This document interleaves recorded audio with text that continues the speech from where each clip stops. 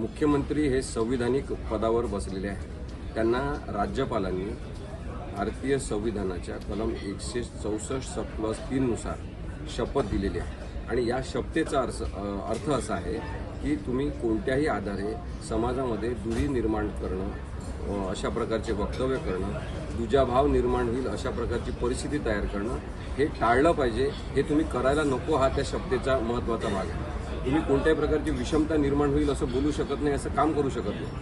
परंतु थेट सर्वोच्च न्यायालयाचा हवाला देत खोटं बोलणारे देवेंद्र फडणवीस जे आहेत त्यांनी राज्यपालांनी दिलेल्या शपथेचा सुद्धा भंग केलेला आहे आणि त्यामुळे आम्ही स्पष्टपणे नोटीसमध्ये उल्लेख केलेला आहे की महाराष्ट्रातल्या जनतेशी खोटं बोलणं, मराठी भाषेबद्दलचा जो दुजाभाव आहे आणि हिंदी भाषेबद्दलचं जे प्रेम आहे ते दाखवताना सर्वोच्च न्यायालयाच्या निर्णयाचा चुकीचा हवाला देणं, जेव्हा की तामिळनाडूच्या एकाही केसमध्ये हिंदी भाषा सक्तीच्या बाजूनी निर्णय झालेला नाही।